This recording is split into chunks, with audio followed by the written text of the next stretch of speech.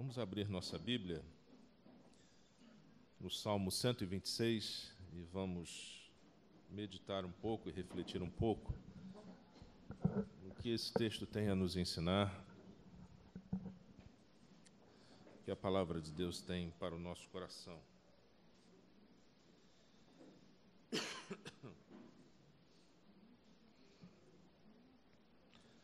Salmo 126 é um salmo conhecido de muitos, um texto conhecido se não de todos, da maioria dos que estão aqui. Isso, vamos ler. Quando o Senhor trouxe do cativeiro os que voltaram a Sião, éramos como os que estão sonhando. Então a nossa boca se encheu de riso, a nossa língua de cânticos. E então se dizia entre as nações: grandes coisas fez o Senhor por eles. Sim, grandes coisas fez o Senhor por nós, e por isso estamos alegres. Faze regressar os nossos cativos, Senhor, como as correntes no sul. Os que semeiam em lágrimas, com cânticos de júbilo cegarão. Aquele que sai chorando, levando a semente para semear, voltará com cânticos de júbilo, trazendo consigo os seus molhos. Obrigado, Senhor, pela Tua palavra. Que o Teu Espírito Santo, ó Deus, que é aquele que sonda o nosso coração, do mais profundo do nosso ser, possa falar ao nosso coração e à nossa vida nessa noite. Que a Tua graça seja sobre nós, que o Teu amor nos envolva e que a Tua bênção seja sobre a nossa vida, Senhor, em nome de Jesus. Amém. Este salmo ele é um hino, uma oração, um cântico de alegria, de exaltação. Ele fala e expressa a alegria que o salmista tem em poder retornar para a sua terra. Depois de 70 anos de cativeiro, depois de um momento em que eles estavam sob o domínio da Babilônia e ficaram cativos durante 70 anos, agora eles retornam para a sua terra. E isso é motivo de alegria, de gozo, de satisfação, de prazer. Mas eu queria avaliar esse salmo e caminhar na disposição de uma reflexão nele, dentro dos primeiros versículos, como entendendo ele ao contrário. Ou seja, se nós lêssemos os versículos ao contrário, então, como estaria esse povo antes dessa restauração de Deus para a vida deles? Como se encontrava o povo antes, então, de Deus restaurar a eles esse estado de poder sair do cativeiro e voltar para a sua terra? De que forma eles se encontravam? De que forma eles se sentiam? De que forma eles se viam? E é interessante você poder olhar e entender de que a situação não era nada boa. A situação não era nada confortável. A situação não era nada proveitosa dentro de uma certa perspectiva. E é interessante que nós, no nosso dia a dia, na nossa história, nós vivemos situações assim. Todos nós sabemos disso. Os dias, mais do que nunca, são maus. Os dias são difíceis. Os dias são de circunstâncias adversas àquilo que nós pensamos ou até mesmo esperamos. Você pode até estar aqui essa noite e dizer assim: mas, pastor, na verdade, eu não estou vivendo nenhum momento de adversidade na minha vida. Pelo contrário, está tudo muito bom, está tudo muito bem, está tudo tranquilo, está tudo calmo. Então, você pode até, num primeiro momento, achar que essa palavra não seja muito concernente à sua vida, ao momento que você está vivendo, mas eu quero dizer uma coisa para você: ela pode até não ser algo preciso para você nesse momento, já que você entende que talvez esteja passando um momento bom na sua vida, sem circunstâncias difíceis, sem problemas.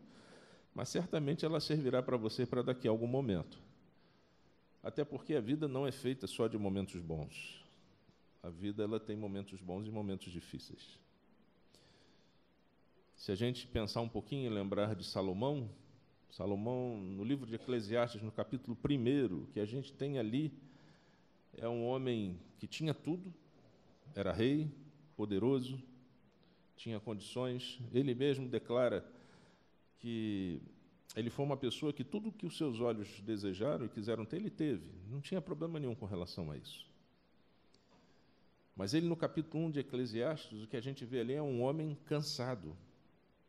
Cansado da vida, cansado do trabalho, cansado dos amigos, cansado das pessoas, cansado de tudo, ou seja, entrando num momento de quase que depressão diante da vida e diante de tudo que ele possuía e que pôde ter.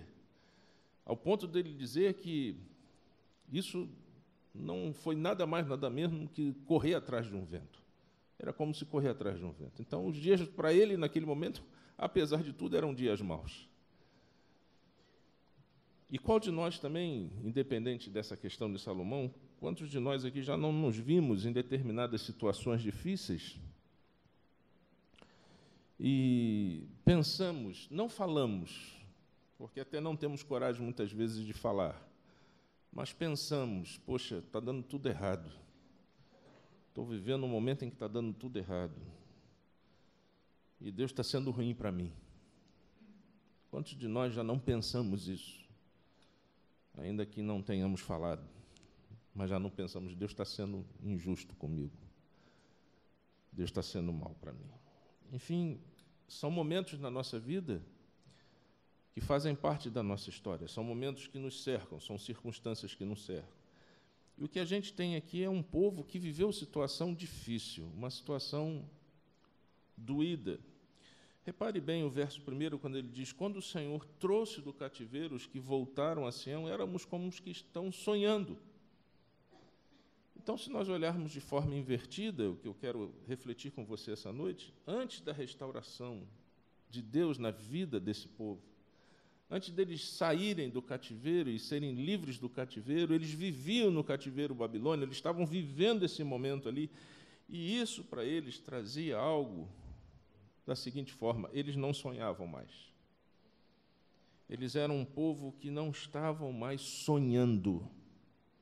A realidade para eles era uma realidade dura.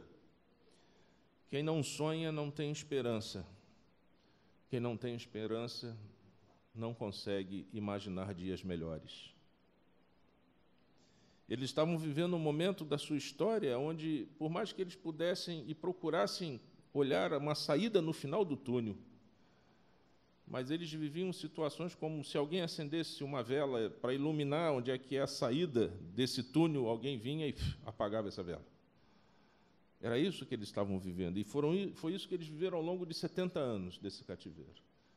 Por mais que eles pensassem em sair dessa condição, por mais que eles pensassem em reverter esse quadro, e fazendo essa figuração, quando alguém tentava iluminar por onde eles deveriam caminhar, então, como eles deveriam proceder, qual era a saída no final do túnel, alguém vinha e apagava essa vela e pronto. Eles não sonhavam mais. Eles não sonhavam mais. Sem sonhos, eles eram um povo sem força, sem condições de reagir. E se a gente fosse pensar, se eu e você estivéssemos lá, também pensaríamos a mesma coisa, porque como reagir diante de um império como o babilônico? Um império que dominava o mundo nessa época, que era forte. O que fazer diante disso? O que você faz diante dessa circunstância que talvez você esteja enfrentando, que é muito forte, que é poderosa, que te sufoca e, quem sabe, te tira os sonhos de esperança e de uma nova realidade. Às vezes a gente se sente assim, sem condições de nenhuma de tentar agir ou reagir em meio às circunstâncias que estamos vivendo. Eles eram um povo que não sonhavam mais. Mas repare o verso 2. O verso 2 diz algo assim, então a nossa boca se encheu de riso, a língua de cânhamo deles.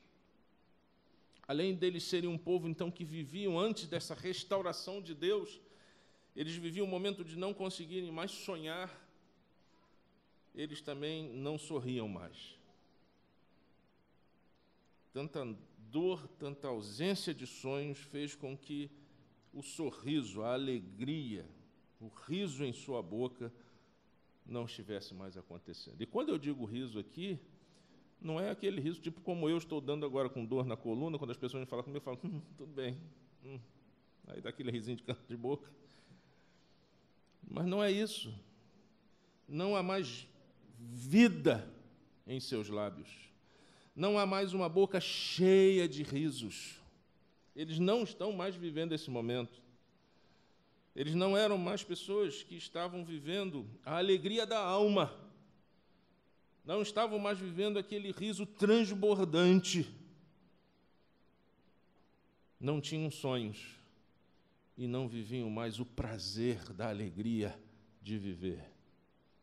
É isso que o texto está dizendo para a gente, de como eles estavam antes dessa transformação e da restauração de Deus. Então, eles não tinham sonhos, não tinham risos, não tinham alegria. E o verso 2 continua dizendo, a sua língua já não tinha cânticos. Ou seja, a língua deles não falava mais das bênçãos de Deus. As suas línguas não transbordavam mais de júbilo para dizer e para expressar e para proclamar as grandezas de Deus, as ações de Deus, que é algo, inclusive, que o povo de Israel sempre teve como uma referência. Quando você vê os Salmos, quando você vê outros textos em que o povo de Israel se posiciona, e dos escritos, você vê que eles sempre exaltam a grandeza de Deus. Este homem do Velho Testamento, ele crê em Deus, e ele confia em Deus, pelas coisas que Deus fez na sua história e na sua vida. Quando você olha os Salmos, você vai o tempo todo analisar os salmistas dizendo, olha o que Deus fez conosco. Repare o que Deus fez na nossa nação, repare o que Deus fez na nossa vida, é por isso que nós cremos nele. Mas eles estão vivendo um instante em que na sua língua não havia mais cânticos, não havia mais expressões da grandeza de Deus, das bênçãos de Deus na vida, na família, no trabalho, quem sabe na igreja, quem sabe no ministério. Eu não sei como você está aqui hoje, mas talvez você esteja vivendo um exílio assim na sua vida, porque Babilônia foi um exílio, Babilônia foi um cativeiro.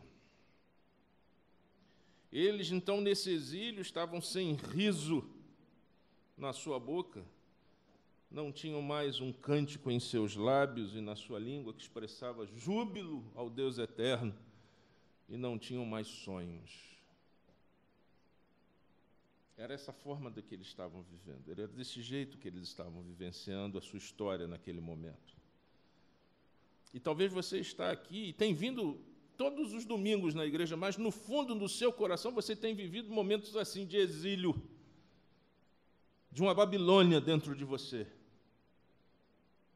em que você, diante das circunstâncias da sua vida, você não consegue sonhar mais, você não consegue ter mais prazer na alegria da sua vida, e você não consegue nem mais exaltar aquilo que Deus fez e aquilo que Deus tem feito na sua vida.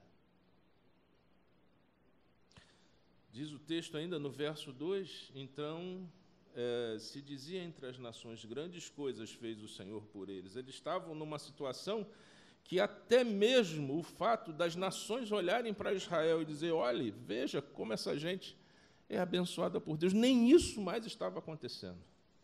Nem isso mais estava acontecendo por causa do estado em que eles estavam, da maneira como eles estavam, da circunstância que eles estavam vivendo.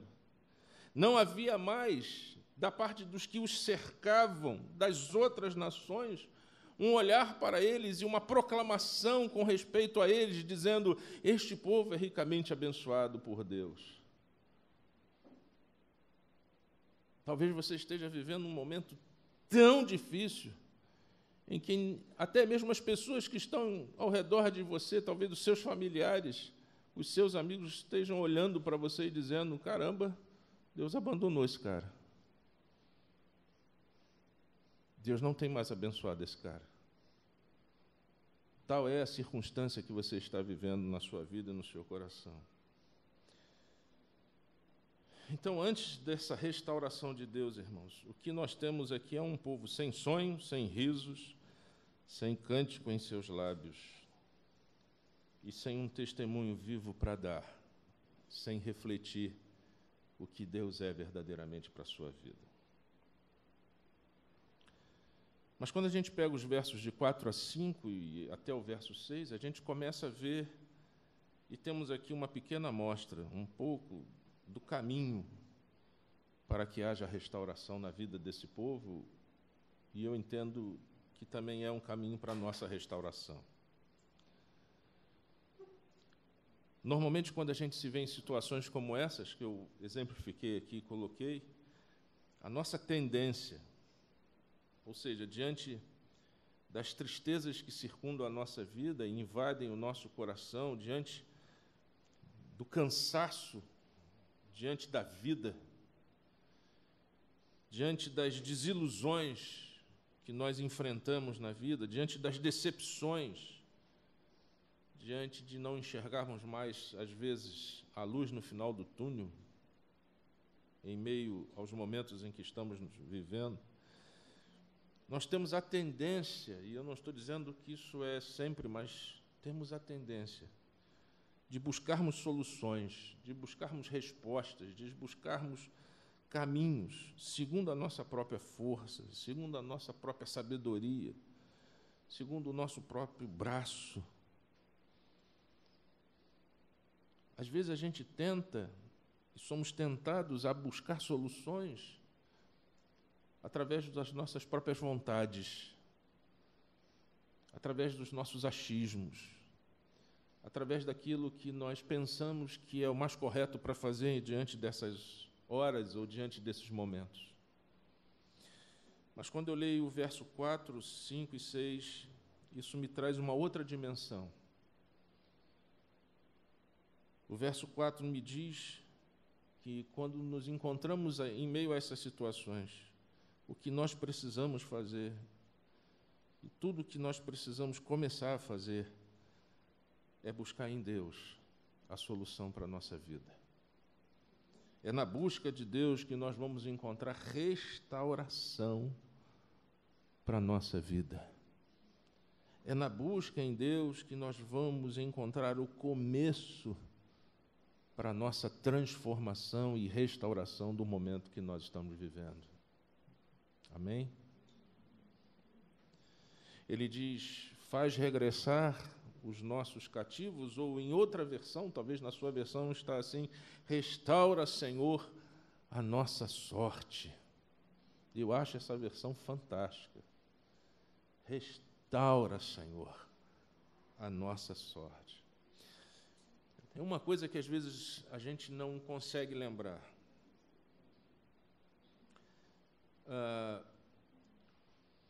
Quando a gente entende que muitas vezes esses momentos na nossa vida são permissão de Deus, então nós vamos nos conscientizando que a saída para esses momentos está em Deus. E é por isso que eu preciso buscar saídas e buscar respostas e buscar a minha restauração em Deus. O começo de tudo está nele.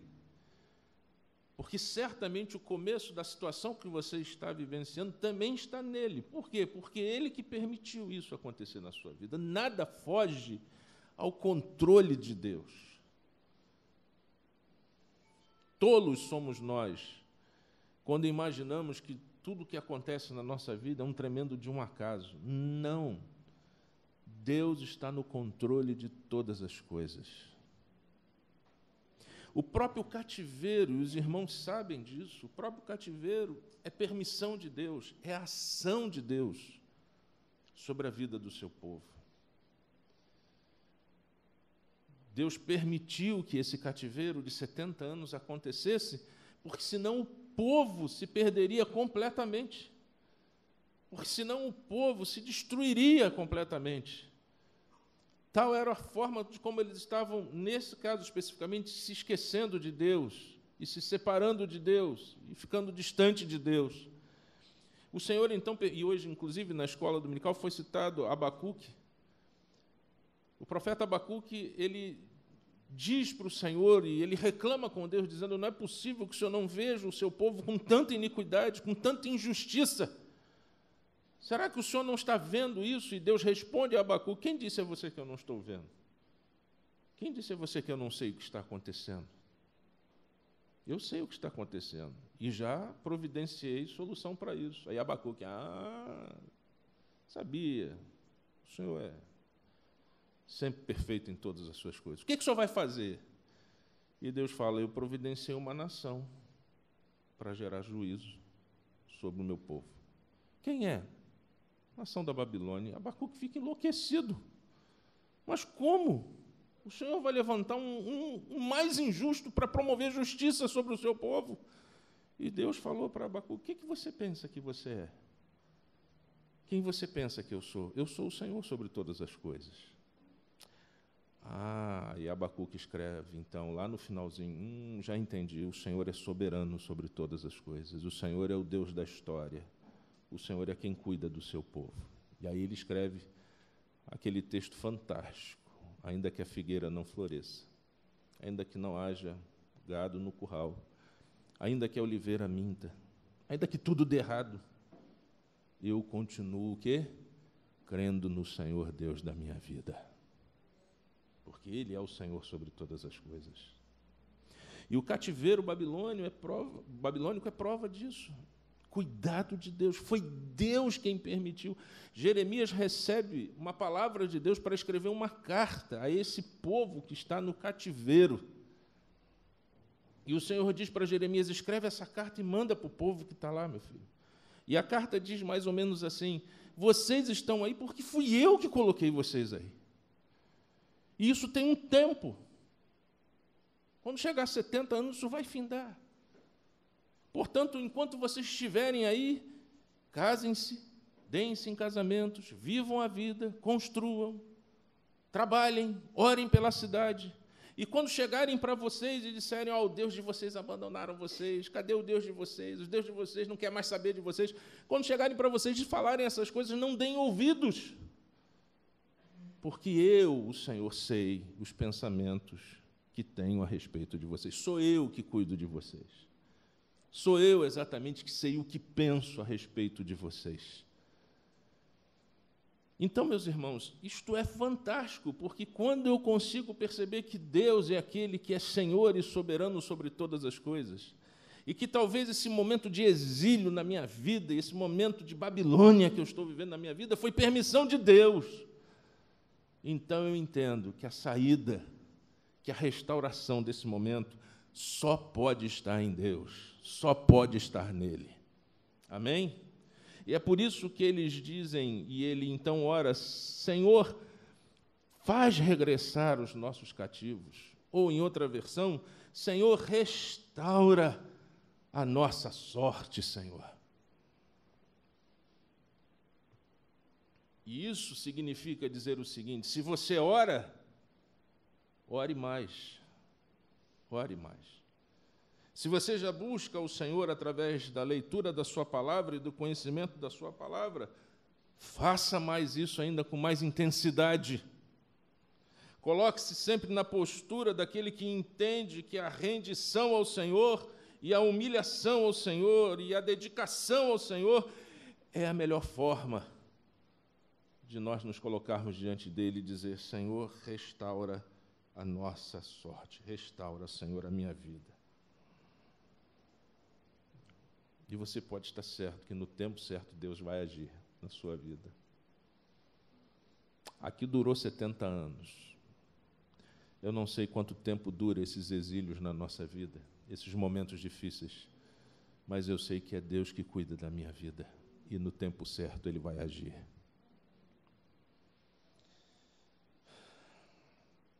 Ele diz aqui no verso 4 também: faz regressar os nossos cativos, Senhor, como as correntes no sul. Em outras versões você pode ter aí como as correntes do deserto, ou quem sabe as correntes no Negueb. Negueb é uma região exatamente assim, é um deserto, e o povo de Israel conhece muito bem o que é isso aqui. Que região é essa? Pensa num lugar seco, multiplica isso por 10. Negueb é 100 vezes mais do que isso que você pensou. É um terreno árido. Mas olha a oração que eles fazem, então, para que a gente possa e entender como o povo conseguiu ter essa visão de que é no Senhor que a gente consegue a nossa restauração. Quando ele fala, Senhor, traz de volta o teu povo, como o Senhor faz com as correntes do Negueb, como as correntes que vêm e invadem esse deserto. O que ele está dizendo é, Senhor, nós estamos secos como um deserto, como um Negueb. Mas assim como quando o Senhor manda a chuva e os rios ficam caudalosos, se enchem, e vem com violência e enche este deserto, e enche o Negueb, e traz vida ao Negueb. Faz assim, Senhor, conosco. Faz assim comigo. É como se eles estivessem dizendo, Senhor, eu estou seco como este deserto, mas manda então essa chuva e traz vida, e restaura a minha vida, restaura os meus sonhos, restaura o meu riso, restaura o meu cântico. Porque se depender de mim agora, eu não produzo vida nem para mim mesmo, muito menos para os outros que estão perto de mim. Eu estou seco, mas traz água e chove, Senhor, sobre a minha vida, e rega a minha vida, ou melhor, Senhor, encharca a minha vida e o meu coração, como o Senhor faz com aquele deserto, quando o Senhor manda chuva para aquele lugar. E eu tenho certeza, irmãos, que no tempo certo Deus vai fazer a chuva cair e o deserto da nossa vida vai florescer. Isso parece tão difícil da gente entender isso em meio a essa circunstância, em meio a este momento. Mas quando a gente entende que é em Deus que nós podemos encontrar, não é nas nossas próprias forças, nem na própria sabedoria nossa, mas é em Deus que a gente consegue encontrar para a nossa vida essa transformação, essa restauração, a gente crê e sabe que Deus vai mandar a chuva e vai molhar essa terra seca do nosso coração e vai produzir vida. E tem uma coisa que eu acho também interessantíssimo nesse texto, ele diz, os que semeiam em lágrimas com cânticos de júbilo cegarão, aquele que sai chorando voltará com cânticos de júbilo, trazendo consigo os seus molhos. Às vezes, em meio a esses nossos exílios, em meio a esse nosso deserto, em meio a essa nossa Babilônia, esse nosso cativeiro, a gente pensa, vou usar aqui um termo popular, em chutar o balde. Quantas vezes, diante das circunstâncias difíceis que você tem enfrentado, você pensa em chutar o balde? E quando eu digo chutar o balde, é isso mesmo, é largar tudo, é largar ministério, é largar, se for possível, de repente, largar até o Senhor. Tal é a sua insatisfação, tal é a sua dor, tal é o teu sofrimento, tal é a circunstância pesada e difícil que envolve a tua vida. Mas esse texto diz para a gente que nós precisamos aprender que a nossa restauração está em Deus. E de que nós precisamos pedir a Ele que Ele regue a nossa vida e o nosso coração, porque Ele agora está como um deserto. Mas nós sabemos que Ele pode trazer vida, fazendo chover na nossa vida, fazendo chover no nosso coração. E mais do que isso, é nesse momento que nós precisamos mais, mesmo diante desse exílio, mesmo derramando lágrimas, nós temos que semear.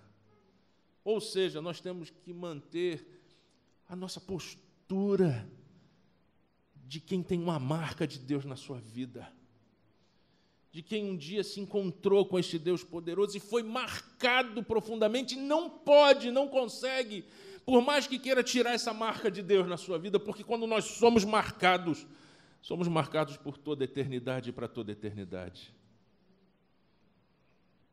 Então a gente precisa continuar vivendo, porque era isso que eles estavam no exílio, mas estavam vivos. E eles precisavam, mesmo diante deste choro, desta lágrima, dessa dor, mesmo diante desse momento tão difícil da sua vida, eles precisavam se manter semeando, pregando, evangelizando, testemunhando, vivendo o Evangelho de Jesus. Mesmo com choro, pastor? Mesmo com choro. Porque o choro faz parte da nossa humanidade. Chorar não é feio, não. Não estou dizendo que ninguém tem que chorar. Até porque o texto diz, aqueles que semeiam chorando, ninguém deixou de chorar, mas continuaram semeando. E é isso mesmo que nós temos que fazer, mesmo com o choro, porque choro faz parte da nossa humanidade. Lembra de Jesus? Jesus chorou. Jesus chorou pela cidade, Jesus chorou pelo seu amigo que tinha falecido. Jesus, no Getsemane, ele entrou em aflição, porque a morte estava chegando cada vez mais perto. Mas no Getsemane, mesmo diante da dor, mesmo diante do choro, Jesus não deixou de semear a nossa redenção. Aleluia. Ele foi o maior exemplo para a nossa vida nesse sentido. Então, meu irmão, a restauração de Deus para a nossa vida, para esse nosso exílio, para essa nossa Babilônia, para esse nosso cativeiro, para essa circunstância que nós estamos vivenciando em primeiro lugar, entendermos que é em Deus que está a nossa saída. É em Deus que está a solução dessa situação.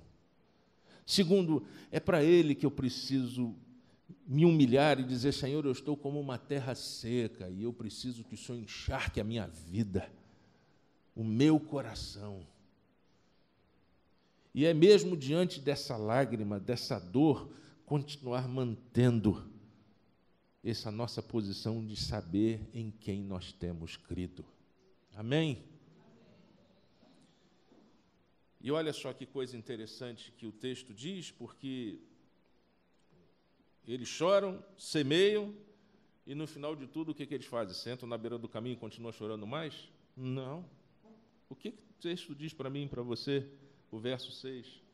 Eles saem chorando, levam as sementes para semear, mas voltam com o quê? Com cânticos de júbilo, diz a minha versão, e trazem consigo os seus molhos, ou trazem consigo os seus feixes, de acordo com a tradição ou versão que você tem. Então, há uma promessa de Deus para a nossa vida, porque Deus sempre permanece fiel para conosco e para com o seu povo, acima de tudo. O Senhor sempre permanece fiel a você, e é por isso, meu irmão, que eu, mesmo chorando, mesmo em meio a essa circunstância, eu caminho semeando, dizendo, eu sei que o meu Redentor vive. Eu sei que Ele é fiel. E eu sei que agora eu estou plantando, mesmo em meio ao choro, mesmo em meio a esse exílio, mesmo em meio a essa situação difícil, mas lá na frente eu vou colher os frutos da vitória, da restauração de Deus na minha vida, da restauração de Deus diante dessa situação, da restauração de Deus diante desse problema. Isso é fantástico para nós. E eu queria que você lesse agora o texto, porque esse texto é exatamente daqueles que já passaram por esse problema e agora estão vivendo a restauração de Deus. Então é por isso que eles dizem, quando o Senhor trouxe do cativeiro os que voltaram a Sião, éramos como os que estávamos sonhando. A nossa boca se encheu de riso, a nossa língua de cânticos. E então se diziam entre as nações, grandes coisas fez o Senhor por eles.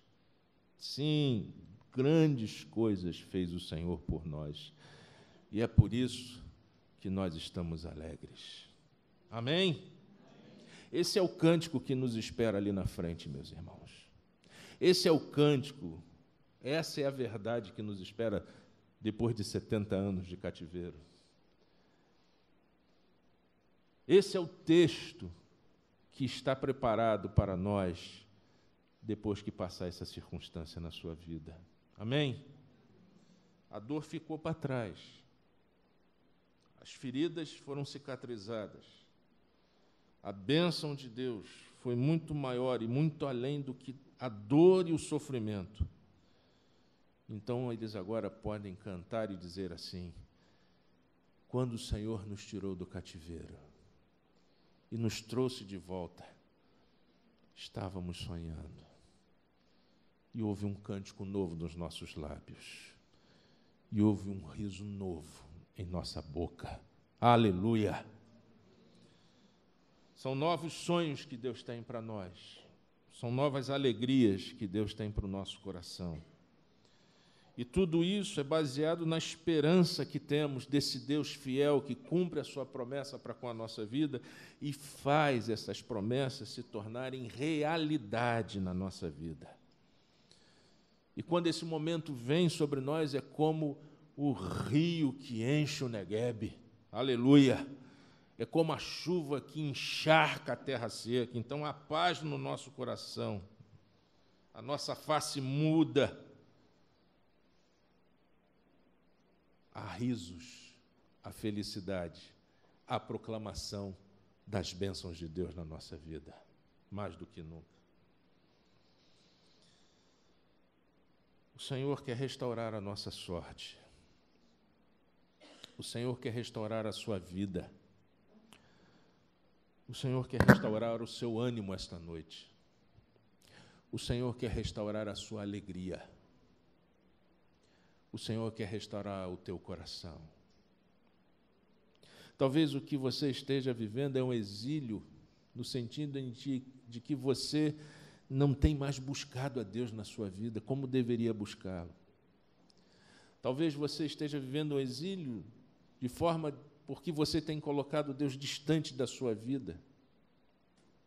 Você tem procurado agir da sua vida da forma como você acha, como você procura decidir, e não tem permitido que Ele seja verdadeiramente o Senhor da sua vida. Reina hoje entre nós, reina hoje no nosso coração. Às vezes a gente canta isso, mas na hora de botar isso em prática, a gente diz, não, o Senhor reina lá na igreja, porque aqui na minha vida, nesse momento, quem reina sou eu que decido. E você tem vivido um exílio longe de Deus, longe da sua verdadeira identidade. Exílio para o povo de Israel significa não ter mais identidade como nação, não ter mais a terra, ser descaracterizado. E é isso que acontece conosco quando nós nos afastamos de Deus e colocamos Deus à parte da nossa vida. Nós não temos mais a verdadeira identidade que devemos ter. Mas essa noite a gente precisa se voltar para o Senhor e dizer, Senhor, restaura a minha sorte, restaura o meu coração, restaura a minha vida, e me faz ter um cântico novo, e me faz sonhar de novo os teus sonhos, Senhor, e me faz ter a alegria de viver. Me dá um riso novo, uma boca que é cheia de alegria da alma, de contentamento, por tudo que o Senhor é, e por tudo que o Senhor faz na minha vida. É isso que nós precisamos. Precisamos hoje, vamos precisar disso amanhã, vamos precisar disso depois da manhã, porque os dias são maus e as circunstâncias difíceis sempre aparecerão e sempre estarão presentes ao longo da nossa história. E que a gente possa aprender, como este povo aprendeu, ainda que teve que passar por isso, mas aprendeu. Como é bom, como é importante quando a gente tem o Senhor como aquele que nos livra e restaura a nossa vida. Feche os seus olhos, curve a sua cabeça. E nós precisamos pensar nisso, irmãos, mais do que nunca. Que a nossa relação com Deus precisa ser essa relação de intimidade. Essa relação onde nós entendemos verdadeiramente o que o Senhor é e o que Ele está fazendo na nossa vida e por que Ele está permitindo determinadas coisas. Às vezes a gente não entende. O choro às vezes transmite exatamente o fato que a gente não está entendendo absolutamente nada, mas é em meio a esse choro que nós precisamos continuar dizendo, eu sei em quem tenho crido. Eu sei em quem tenho crido. Eu devo continuar semeando, porque lá na frente eu vou colher os meus feixes, eu vou colher as minhas espigas, eu vou desfrutar da alegria que todo agricultor tem quando planta a sua semente. É quando ele chega lá na frente e colhe o resultado desse plantio. Então nós precisamos disso para a nossa vida. E eu não sei quantos estão aqui e estão vivendo momentos como esse, de uma Babilônia, de um exílio, de um cativeiro, mas o que eu sei é que o Senhor é aquele que restaura a nossa vida. Isso nós sabemos. E você, no fundo do seu coração, você também sabe disso. Porque, como eu falei, aqueles que têm uma marca no seu coração, a marca que foi colocada do sangue de Jesus, porque um dia teve um encontro profundo e verdadeiro com Ele, sabe quem Ele é. E, como eu disse aqui na explanação dessa reflexão, sabe o quanto Ele é fiel para com você, para conosco, para com a nossa vida. Então, coloque o seu coração diante de Deus nessa hora e diz: Senhor, encharca a minha vida. Encharca a minha vida esta noite, Senhor, e produz vida no meu coração. Senhor, nós estamos diante da Tua presença, porque não há nada que nós possamos fazer por nós mesmos, ó Deus, diante de situações, às vezes, tão adversas, de situações tão difíceis, Senhor, que nos afligem, que vêm a nós, que nos circundam, que afetam a nossa vida. Mas o que nós sabemos é que a minha restauração, ó Deus, a minha transformação, a minha mudança, Senhor, ela começa no Senhor e em mais ninguém. É no Senhor que eu encontro a saída, é no Senhor que eu encontro a direção, é no Senhor que eu encontro a satisfação, é no Senhor que eu encontro a renovação da esperança, é no Senhor que eu encontro, Senhor, ó Deus, a firmeza para poder continuar caminhando. É no Senhor que eu encontro a luz para os meus caminhos. É no Senhor que começa a minha transformação, Senhor. E é por isso que nós nos posicionamos diante de Ti nesta noite, pedindo a Deus que o Senhor regue a nossa vida, que o Senhor encharque o deserto da nossa vida, porque nesse momento, diante dessas circunstâncias, nós estamos secos como um deserto, ó Deus, sofridos, doídos, sem sonhos, mas o Senhor pode restaurar tudo isso na nossa vida. Que o Senhor derrame dessas águas que vêm do trono, da graça, do trono do Todo-Poderoso sobre nós, e encharque a nossa vida esta noite, o nosso coração. E saiamos daqui esta noite, Senhor, mesmo muitas vezes ainda diante do choro, mas que saiamos daqui semeando, porque sabemos que o Senhor nos dará um novo riso, um novo cântico e novos sonhos para a nossa vida. Bendito seja o Teu nome, Senhor, pelo Teu amor para conosco. Bendito seja o Teu nome pela Tua graça. Bendito seja o Teu nome pelo Teu cuidado para com a nossa vida o tempo todo.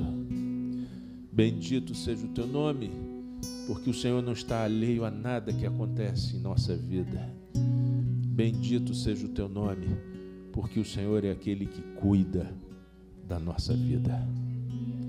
Para a honra e glória do Teu nome, assim te pedimos e te agradecemos. Em o nome santo de Jesus. Amém, Senhor. E amém.